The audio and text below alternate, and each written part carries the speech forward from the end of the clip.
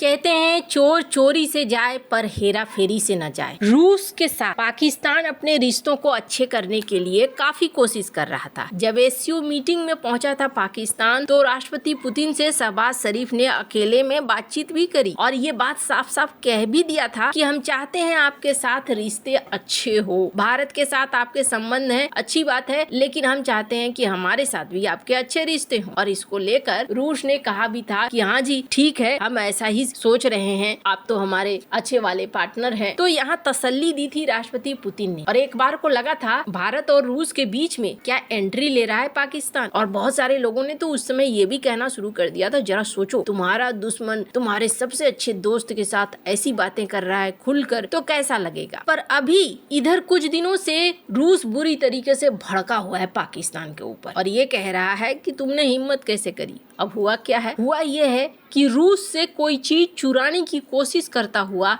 पाकिस्तान पकड़ा गया है। अब इसके बाद एक बार फिर से ना इतिहास की पुरानी कहानी निकलकर सामने आ गई है। आपको बता दूं, अभी इसके कांड से बुरी तरीके से रूस भड़का है तो वहीं 1960 के दिन याद आ गए जब रूस ने कहा था कि पेशावर पे हमने लाल घेरा लगा दिया है। उस समय सोवियत संघ हुआ करता था और वहाँ कहा गया कि एक तरीके से सोवियत संघ ने छिपित शब्दों में पाकिस्तान को धमकी दी थी कि परमाणु बम गिरा देंगे वहाँ पे। अब अचानक से हुआ क्या है और किस तरीके से उथल पुथल मची है। जियोपॉलिटिक्स में बहुत कुछ चल रहा है, हमेशा की तरह जानने को मिलेगा बहुत कुछ। आइए जानते हैं इन खबरों को विस्तार से। इमरान खान के समय से ही पाकिस्तान न रूस के साथ रिश्तों को अच्छा करना चाहता है, ऐसी वाली कोशिश करता आया है। इमरान खान की तो सरकार चली गई, उसके बाद शहबाज शरीफ आए। एससीओ समिट में इर्द गिर्द घूमने के साथ साथ इन्होंने राष्ट्रपति पुतिन के साथ बातचीत भी करी और इन्होंने साफ साफ कहा भी कि हम चाहते हैं कि आपके साथ हमारे संबंध अच्छे हो, भारत के साथ आपके संबंध है ही तो हमारे साथ भी अच्छे संबंध होने चाहिए। शुरुआती दौर में सब कुछ ठीक ठीक लगा। रूस ने भी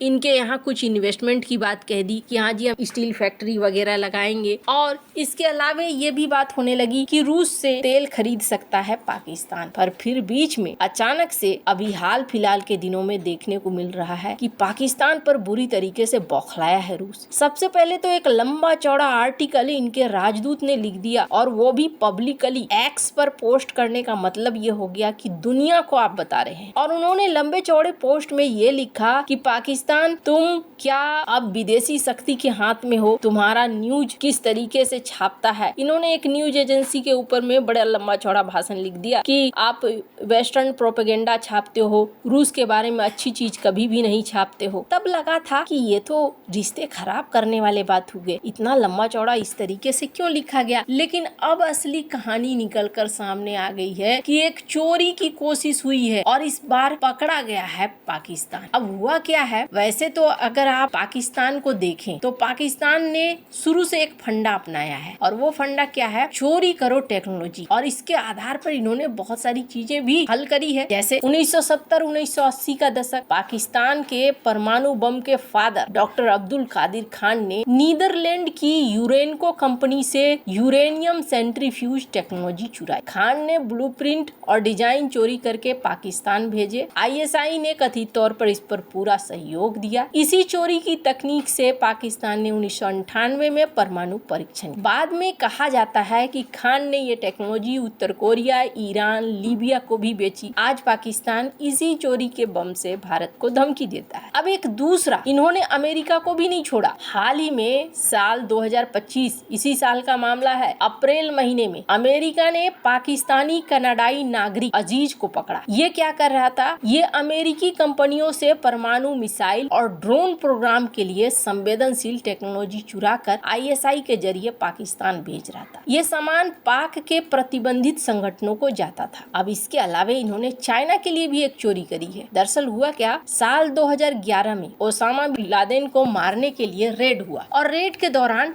एक अमेरिकी हेलीकॉप्टर क्रैश हो गया, अमेरिकी ब्लैक हॉक हेलीकॉप्टर, और इसका मलबा पाकिस्तान ने चीन को सौंप दिया। कहा जाता है चाइना ने इस हेलीकॉप्टर के टेल रोटर टेक्नोलॉजी को चुराकर J-10 हेलीकॉप्टर बनाया। अब ये जो इतिहास है, ये इतिहास इस बार S-400 पर लगाया पाकिस्तान ने। S-400 पर क्यों लगाया? S-400 जिसने ऑपरेशन सिंदूर में गजब का धमाका किया, और ये चीज ये बहुत अच्छे से समझ गए कि हमने लाख कोशिश करी पर भारत के अंदर नुकसान नहीं पहुंचा पाए। अजीत डोभाल ने एक बयान भी दिया था और कहा था कि कोई मुझे एक तस्वीर दिखा दो कि भारत में डैमेज हुआ हो, लेकिन हम पाकिस्तान की कई सारी तस्वीर, हमने 11 बेस को तबाह किया है। अब इसके पीछे कारण था S-400 और भारत के S-400 की कमजोरियों को ढूंढना चाहता था पाकिस्तान। इसी बीच कहा जा रहा है, स्क्रीन पर एक आर्टिकल देख रहे हैं, रूस की फेडरल सिक्योरिटी सर्विस FSB ने सेंट पीटर्सबर्ग में एक रूसी नागरिक को गिरफ्तार किया है और कहा जा रहा है कि ये शख्स पाकिस्तानी ISI के लिए काम कर रहा था और Mi-8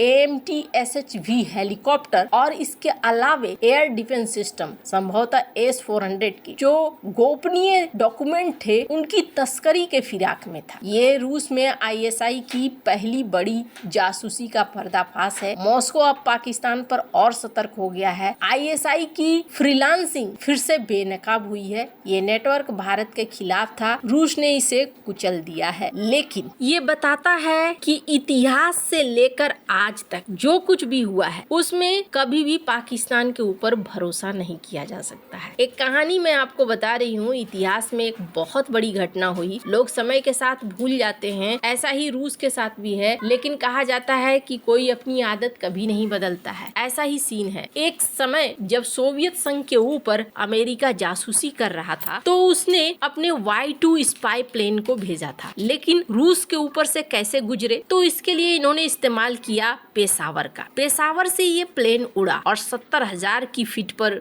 उड़ता था, तो अमेरिका ने सोचा नहीं था कि कोई मिसाइल मेरे प्लेन को मारकर गिरा सकता है। पाकिस्तान अमेरिका का करीबी दोस्त था। पेशावर के बडाबेर एयरबेस से U-2 उड़ान भरता है। जनरल अयूब खान ने कथित तौर पर सीक्रेट परमिशन दी थी। प्लेन पेशावर से उड़कर सोवियत यूनियन क्रॉस करता है और नॉर्वे में लैंड करता है। 1 मई 1960 को पायलट गैरी पॉवर्स ने पेशावर से टेक ऑफ किया था। 9 घंटे का मिशन था। पाकिस्तान से रूस को क्रॉस करके नॉर्वे जाना था। इस बीच जो भी जासूसी चीजें उन्हें लेनी थी वो आराम से ले लेते, फोटोज वगैरह ले लेते, लेकिन क्लाइमेक्स आ गया। रूस को पहले से शक था। इन्होंने S-75 मिसाइल से प्लेन को मार गिराया और पावर्स पैराशूटर से कूदे, लेकिन पकड़े गए। रूस ने प्लेन के टुकड़े, कैमरा, फोटो सब रिकवर कर लिए और उस समय सोवियत लीडर निकिता खुश्चेव ने पाकिस्तानी एम्बेसडर को पार्टी में कहा था, मैंने पेशावर पर लाल सर्कल बना दिया है, यानी न्यूक्लियर बम गिराने की धमकी दी थी। खुश्चेव ने पाकिस्तान को चेतावनी दी थी, अमेरिका के साथ मिलकर आग से मत खेलो।